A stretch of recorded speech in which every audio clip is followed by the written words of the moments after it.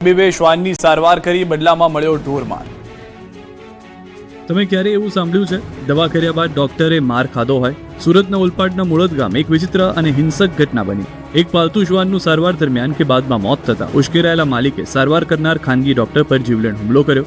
આશરે એક સપ્તાહ અગાઉ શ્વાન માલિકે પોતાના પાલતુ શ્વાનની તબિયત બગડતા મૂળદ ગામમાં પેટ શોપ ચલાવતા ખાનગી ડોક્ટર પાસે ઇલાજ કરાવ્યો। જોકે સારવારના એક અઠવાડિયા બાદ શ્વાનનું અચાનક મોત નીપજ્યું। પોતાના વહાલા શ્વાનના મોતથી રોષે ભરાયેલા માલિકે આ માટે ડોક્ટરની સારવારને જવાબદાર ગણાવી। 2 દિવસ પહેલા બનેલી આ ઘટનામાં શ્વાન માલિક સીધો ડોક્ટરની પેટ શોપ પર પહોંચ્યો હતો। તેણે કંઈ પણ વિચાર્યા વગર દુકાનમાં ઘૂસી જઈ ડોક્ટર સાથે ઉગ્ર બોલાચાલી કરી અને ત્યારબાદ તેમને ઢોર માર માર્યો। આ હુમલાના દ્રશ્યો દુકાનમાં લાગેલા સીસીટીવી કેમેરામાં કેદ થયા, જેમાં માલિક ડોક્ટર પર હાથ ઉપાડતો સ્પષ્ટ જોઈ શકાય છે। ડોક્ટર પર થયેલા હુમલા બાદ સ્થાનિક તબીબી આલમમાં રોષનો માહોલ જોવા મળી રહ્યો છે। ભોગ બનનાર ડોક્ટરે આ અંગે કિમ પોલીસ સ્ટેશન વિસ્તારમાં ફરિયાદ નોંધાવી છે। પોલીસે સીસીટીવી ફૂટેજ કબજે કરી આરોપી માલિક વિરુદ્ધ ગુનો દાખલ કર્યો છે અને તેની ધરપકડ કરવાની તજવીજ પણ શરૂ કરી છે। વડોદરામાં એક મહિલા અને વેપારી વચ્ચે થઈ મારામારી, છૂટા હાથની મારામારીના દ્રશ્યો વાયરલ થયા। સંસ્કારી નગરી વડોદરાના ભરચક ગણાતા માંડવી વિસ્તારમાં ખરીદી બાબતે થયેલી બોલાચાલી બાદ મારામારીમાં પરિણમી। એક મહિલા ગ્રાહકે ખરીદેલો દુપટ્ટો બદલવા બાબતે દુકાનદાર સાથે તકરાર થઈ, જે બાદ મામલો મારામારી સુધી પહોંચ્યો। એક મહિલા ગ્રાહકે 1 મહિના અગાઉ માંડવીની એક દુકાનમાંથી દુપટ્ટો ખરીદ્યો। આ મહિલા ગ્રાહક ગતરોજ દુપટ્ટો બદલવા માટે ફરી દુકાને આવી હતી। દુકાનદારે નિયમ મુજબ જૂનું બિલ માંગ્યું હતું। જોકે મહિલા પાસે બિલ ન હોવાથી દુકાનદારે બિલ વગર વસ્તુ બદલી આપવાનો ઇનકાર કર્યો હતો। આ સાંભળતા જ મહિલા ઉશ્કેરાઈ ગઈ અને દુકાનદાર સાથે ગાળાગાળી કરવા લાગી। બોલાચાલી દરમિયાન મહિલાની સાથે આવેલા 2 પુરુષોએ પણ લડાઈમાં ઝંપલાવ્યું અને દુકાનદારોને જાહેરમાં માર મારવાનું શરૂ કર્યું। મારામારીની ઘટના સીસીટીવીમાં પણ કેદ થઈ। બજારની વચ્ચે વેપારી પર થયેલા હુમલાને પગલે અન્ય વેપારીઓ પણ એકઠા થઈ ગયા। બનાવની જાણ થતાં સિટી પોલીસનો કાફલો ઘટના સ્થળે પહોંચ્યો। પોલીસે ભોગ બનનાર વેપારીની ફરિયાદના આધારે હુમલો કરનાર મહિલા અને 2 પુરુષ વિરુદ્ધ ગુનો નોંધી તેમની શોધખોળ હાથ ધરી છે। વડોદરા મનપાની અણાવડત ફરી સામે આવી। ગરમીની શરૂઆત થઈ ગઈ છે અને સ્વિમિંગ પુલ બંધ કરી દીધા છે। હવે ફરી એકવાર વડોદરાની મહાનગરપાલિકા વિવાદમાં આવી છે। રાજ્યમાં ગરમીની શરૂઆત થઈ ગઈ છે। વડોદરાવાસીઓ માટે નિરાશાજનક સમાચાર છે કે સ્વિમિંગ પુલ બંધ છે। ઉનાળામાં લોકો વીકેન્ડ પર સ્વિમિંગ પુલનો સહારો લેતા હોય છે, પરંતુ મનપાના સ્વિમિંગ પુલ શોભાના ગાંઠિયા સમાન સાબિત થયા છે। શહેરના 4 પૈકી 3 સ્વિમિંગ પુલ બંધ હાલતમાં છે, જેને કારણે 10,000થી વધુ તરવૈયાઓ મુશ્કેલીમાં મુકાયા છે। સ્વિમિંગ પુલની જાળવણી કરવામાં તંત્ર નબળું સાબિત થયું છે। આ છે સરદારબાગનો સ્વિમિંગ પુલ, જે છેલ્લા ઓગસ્ટ મહિનાથી બંધ હાલતમાં છે, જ્યારે લાલબાગ અને રાજીવ ગાંધી પુલને વાર્ષિક મેન્ટેનન્સના બહાને જાન્યુઆરી માસથી બંધ કરી દેવાયો છે। હાલ માત્ર કારેલીબાગનો પુલ જ કાર્યરત છે। આમ તો મનપા 100 કરોડ રૂપિયાના ખર્ચે 4 નવા અને અત્યાધુનિક સ્વિમિંગ પુલ બનાવવાની મોટી વાતો કરી રહી છે, ત્યારે કોંગ્રેસના કોર્પોરેટરે કહ્યું કે જૂના સ્વિમિંગ પુલ લોકોને આપો, લોકો ઉપયોગ કરી શકે તેવો પ્રયત્ન કરો। જોકે આક્ષેપોનો મનપાના ડેપ્યુટી મ્યુનિસિપલ કમિશનરે લૂલો બચાવ કરતા કહ્યું કે 4 સ્વિમિંગ પુલ આખું વર્ષ કાર્યરત રહેતા હોવાથી વાર્ષિક મેન્ટેનન્સને કારણે જરૂર પડી છે, જેથી 2 પુલ બંધ રાખવામાં આવ્યા। 2-3 દિવસમાં 2 પુલ ખુલ્લા મુકાશે। ફી ભરીને મેમ્બરશિપ લેનાર તરવૈયાઓમાં ભારે રોષ જોવા મળી રહ્યો છે। લાંબા સમયથી પુલ બંધ રહેતા વાર્ષિક ફી ભરેલા તરવૈયાઓના મહેનતના પૈસા પણ પાણીમાં ગયા છે। ભાવનગરના બોરતળાવ વિસ્તારમાં સ્કૂલ વાન અને બાઇક વચ્ચે અકસ્માત, ઘટના સીસીટીવીમાં કેદ થઈ। રોડ ક્રોસ કરતી વાન સાથે બાઇકની ધડાકાભેર અથડામણ, પૂરપાટ ઝડપે જતા 3 યુવકો ગંભીર ઇજાગ્રસ્ત થતા હોસ્પિટલ ખસેડાયા। સુરતના લિંબાયતમાં કચરાની આગે કારને ચપેટમાં લીધી। આંજણા ફાર્મ પાસે પાર્ક કરેલી કારમાં અચાનક આગ ફાટી નીકળી। આગની ચપેટમાં કારમાં રહેલ 10 લાખની રોકડ બળીને ખાક, કારને મોટું આર્થિક નુકસાન। પંચમહાલના હાલોલ કણઝરી ચોકડી પાસે પથ્થર ભરીને જતી ટ્રકમાં લાગી આગ। રાજસ્થાનથી સુરત જતી ટ્રકમાં બની આગની ઘટના। ફાયર બ્રિગેડે આગ પર મેળવ્યો કાબુ। ટ્રકમાં આગ લાગવાનું કારણ અકબંધ।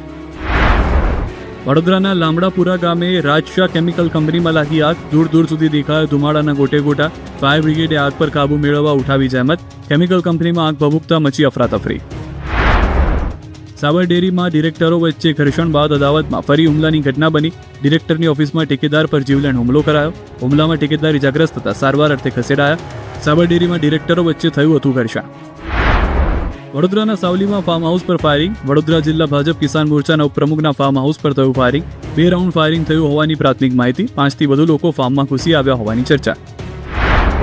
ગીર સોમનાથમાં નકલી બીએડ કોલેજનો પર્દાફાશ। ઉનાના ભાચા ગામની વનિતાબેન બચુભાઈ નાંડોળા બીએડ કોલેજનો ભાંડાફોડ। ઉનાના ભાચા ગામની વનિતાબેન બચુભાઈ નાંડોળા બીએડ કોલેજનો ભંડાફોડ થતા એનસીટીએના નામે બનાવ્યા હતા બોગસ મંજૂરી પત્ર।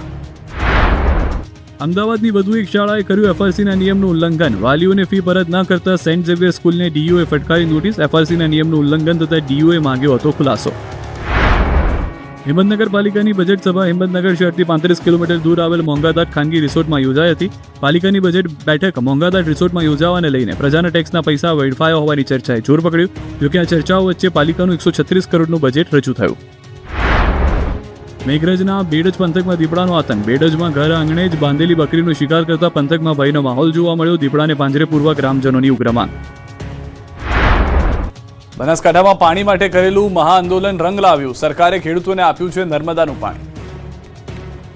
બનાસકાંઠા જિલ્લા એ વર્ષોથી પાણીની પારાયણ ભોગવતો જિલ્લો છે. આ જિલ્લો પૂર્વ વિસ્તાર એવો છે કે જે વિસ્તારમાં ન તો કોઈ મોટા જળાશય છે, ન કોઈ કેનાલની વ્યવસ્થા. તેના જ કારણે આ વિસ્તારના લોકો સિંચાઈના પાણી માટે વર્ષોથી મુશ્કેલીઓ વેઠી રહ્યા છે. જોકે ખેડૂતોને પશુપાલકોને પડતી મુશ્કેલીને લઈને પાલનપુર તાલુકાના મલાણા તળાવ ભરવાની માંગ સાથે મલાણા સહિત આસપાસના 10 થી વધુ ગામના લોકોએ 2 વર્ષ પહેલા એક મોટું આંદોલન છેડ્યું હતું.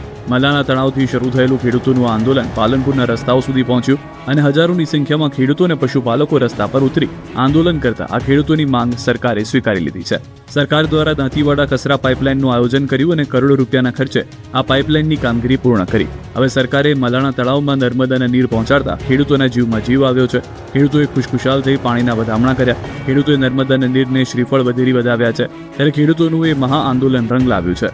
મલાણા તળાવ નર્મદાના નીરથી ભરાશે તો આસપાસના વિસ્તારમાં ભૂગર્ભ જળ ઊંચા આવશે અને ખેડૂતો પોતાનો પશુપાલન અને ખેતીનો વર્ષો જૂનો વ્યવસાય ટકાવી શકશે. ગોંડલ માર્કેટ યાર્ડ હાલ ધાણા, ઘઉં અને ડુંગળીની જણસીથી છલકાઈ ગયું છે. સૌરાષ્ટ્ર યુનિવર્સિટીનું અગ્રીમ ગણામ ગોંડલ માર્કેટિંગ યાર્ડમાં ધાણાની આવક શરૂ કરતા જ વાહનોની કતારો લાગી. હાઈવેની બંને તરફ 3 કિલોમીટર 1500થી વધુ વાહનોની લાઈનો લાગી. યાર્ડના ચેરમેન અલ્પેશભાઈ ઢોલરિયાએ જણાવ્યું હતું કે સૌરાષ્ટ્રના વિવિધ જિલ્લાઓમાંથી ખેડૂતો ધાણા લઈને આવ્યા હતા. પુષ્કળ આવક સાથે સિઝનની રેકોર્ડ બ્રેક 1.5 લાખ ગુણી ધાણાની આવક થઈ હતી. જેમાં ખેડૂતોને ધાણાના 20 કિલોગ્રામના 1100 થી 2300 તેમજ ધાણીના 1100 થી 3600 સુધીના ભાવ મળ્યા હતા. બીજી તરફ ઘઉંની 28,000 ગુણી અને ડુંગળીની 35,000 ગુણીની આવક થતા યાર્ડ જણસીઓથી છલકાયું હતું. હાલ બીજી જાહેરાત ન થાય ત્યાં સુધી ધાણાની આવક બંધ કરવામાં આવી છે. ખેડૂતો માટે કઈ ખુશી કઈ ગમ જેવો માહોલ. ટેકાના ભાવે ખરીદી તો કરી લીધી, પણ ખેડૂતોના ખિસ્સા હજુ પણ ખાલી છે. ખેડૂતોને કોઈ મુશ્કેલી ન પડે અને તેમને સારી આવક થાય તે માટે સરકાર ટેકાના ભાવે ખરીદી કરે છે. જૂનાગઢ જિલ્લામાં પણ મગફળીની ખરીદી કરવામાં આવી હતી. તે કામગીરી પૂર્ણ થયાને 1 મહિના જેટલો સમય વીતી ગયો છે, પરંતુ જૂનાગઢ જિલ્લાના હજારો ખેડૂતોના કિસ્સા હજુ ખાલી છે. સરકારી સિસ્ટમની મથામણમાં ધરતીપુત્રોના કરોડો રૂપિયા અટવાયા હોવાની ચોંકાવનારી વિગતો સામે આવી છે. ખરીદી પૂર્ણ થાય બાદ 7,000 જેટલા ખેડૂતોને પેમેન્ટ મળ્યું નથી, જેને લઈ જિલ્લા પંચાયતના પ્રમુખ દ્વારા પણ સરકારમાં રજૂઆત કરવામાં આવી છે અને તાત્કાલિક બાકી રહેલા ખેડૂતોને તેના રૂપિયા મળી રહે તેવી રજૂઆત કરી છે.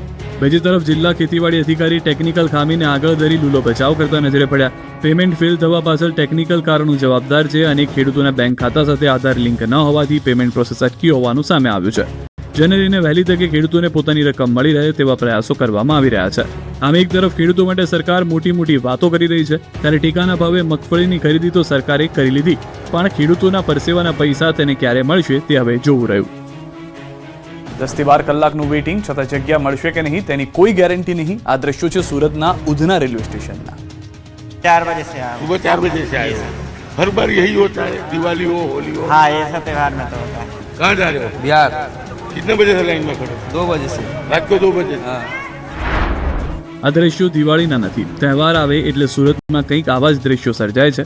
હોળીના પર્વને હવે ગણતરીના 3 દિવસ બાકી છે, ત્યારે સુરતમાં વસતા ઉત્તર પ્રદેશ, બિહાર અને ઝારખંડના લાખો શ્રમિકોના વતન જવાની ઘેલછાળ જોવા મળી રહી છે. ઉધના રેલવે સ્ટેશન પર માનવ મહેરામણ ઉમટ્યું છે. બીજી બાજુ જનરલ કોચમાં પગ મૂકવાની પણ જગ્યા નથી. લાખો લોકો પોતાના પરિવાર સાથે તહેવાર ઉજવવા માટે કોઈ પણ ભોગે પહોંચવા મથી રહ્યા છે. સુરત એક એવું શહેર છે જ્યાં લાખોની સંખ્યામાં પરપ્રાંતીય શ્રમિકો રોજીરોટી માટે આવે છે. હોળીના તહેવાર પર અંદાજે 2 થી 3 લાખ લોકો પોતાના વતન પરત ફરે છે. આટલી મોટી સંખ્યામાં લોકો એકસાથે સ્ટેશન પર પહોંચતા રેલવે તંત્રના તમામ આયોજનો વામણા સાબિત થઈ રહ્યા છે. ટિકિટ વિન્ડોથી લઈને પ્લેટફોર્મ સુધી માત્ર માથા જ દેખાઈ રહ્યા છે. રેલવે દ્વારા સ્પેશિયલ ટ્રેનની જાહેરાત કરવામાં આવી હોવા છતાં પેસેન્જરોનો ધસારો એટલો છે કે ટિકિટ મેળવવી અશક્ય બની ગઈ છે. જે લોકોને કન્ફર્મ ટિકિટ નથી મળી રહી તેઓ ટ્રેન પકડવાની આશાએ 10 થી 12 કલાક સુધી રેલવે સ્ટેશન પર ભૂખ્યા તરસ્યા બેસી રહ્યા છે. જનરલ કોચની સ્થિતિ સૌથી વધુ દયનીય છે. ટ્રેનની અંદર પગ મૂકવાની જગ્યા ન હોવાથી મુસાફરો કોચના શૌચાલયની અંદર અને બહાર બેસીને યાત્રા કરવા મજબૂર બન્યા છે. ભયંકર ગીચતા અને દુર્ગંધ વચ્ચે પણ શ્રમિકો માત્ર વતન પહોંચવાના આશયથી આ અમાનવીય પરિસ્થિતિમાં મુસાફરી કરી રહ્યા છે. લોકોની ભીડને કારણે કોચની અંદર વાતાવરણ પણ ગૂંગળામણ ભર્યું બને છે. રેલવે સ્ટેશન પર એવા અનેક મુસાફરો જોવા મળ્યા જેઓ સવારે 10:30 વાગ્યાની તાપ્તી ગંગા એક્સપ્રેસ પકડવા માટે આગલી રાત્રે 10 વાગ્યાથી લાઇનમાં ઊભા હતા. આશ્ચર્યની વાત એ છે કે આટલે કલાકો સુધી રાહ જોયા બાદ પણ ટ્રેનની અંદર તેમને બેસવા માટે સીટ મળી નથી. હવે તેઓ 24 કલાકની લાંબી મુસાફરી ઊભા રહીને કરવા તૈયાર થયા છે. દાહોદના આદિવાસી સમાજમાં આંબલી અગિયારસની અનોખી પરંપરા આજે પણ યથાવત છે. આંબલી અગિયારસ માત્ર ધાર્મિક વિધિ નહીં પરંતુ આદિવાસી સમાજની એકતા, પરંપરા અને પૂર્વજ પ્રત્યેની આસ્થા વ્યક્ત કરવાનો દિવસ માનવામાં આવે છે. આધુનિક સમયમાં પણ આદિવાસી સમાજની સંસ્કૃતિ અને મૂલ્યોને જીવંત રાખે છે. આદિવાસી બાહુલ્ય ધરાવતા દાહોદ જિલ્લાના ગામડાઓમાં પણ આ પરંપરાને લઈને ખાસ ધાર્મિક અને સાંસ્કૃતિક મહત્વ છે. અન્ય સમાજોમાં જેમ મૃત્યુ પછી તરત જ 12મા કે 13મા દિવસે અસ્થિ વિસર્જન કરવામાં આવે છે તેવી પ્રથા અહીં જોવા મળતી નથી. અહીં સ્વજનના અવસાન બાદ તેમની અસ્થિઓને સન્માન સાથે ઘરના આંગણામાં, ખેતરમાં અથવા ઝાડની નીચે ખાડો ખોદીને માટીની કુંડીમાં રાખવામાં આવે છે. સમાજની માન્યતા મુજબ જ અસ્થિ સ્ત્રીની હોય તો તેને લાલ કાપડમાં અને પુરુષની હોય તો સફેદ કાપડમાં બાંધીને દાંટી દેવામાં આવે છે. ત્યારબાદ હોળી પહેલા આવતી આંબલી અગિયારસ સુધી આ અસ્થિઓને સુરક્ષિત રીતે રાખવામાં આવે છે. હોળી પહેલા દસમ કે નોમની સાંજે પરિવારજનો અને સગાવાલાઓને બોલાવી અસ્થિઓને બહાર કાઢવામાં આવે છે. ઘરની બહાર બેસીને દૂધ, પાણી અને હળદર વડે અસ્થિઓને ધોઈ તેમની પૂજા કરવામાં આવે છે. પૂજા વિધિ પૂર્ણ થયા બાદ ફરીથી અસ્થિઓને બાંધી ઘરના આંગણામાં લટકાવી દેવામાં આવે છે. વહેલી સવારે આંબલી અગિયારસના દિવસે મૃતક સ્વજનો ભેગા થઈ રામડુંગરા ખાતે આવેલા ભીમકુંડ ખાતે પહોંચે છે, જ્યાં ધાર્મિક વિધિ પ્રમાણે અસ્થિઓનું વિસર્જન કરવામાં આવે છે. આ વિધિ દરમિયાન ભજન, પ્રાર્થના અને પૂર્વજોની યાદમાં શ્રદ્ધાંજલિ અર્પણ કરવામાં આવે છે.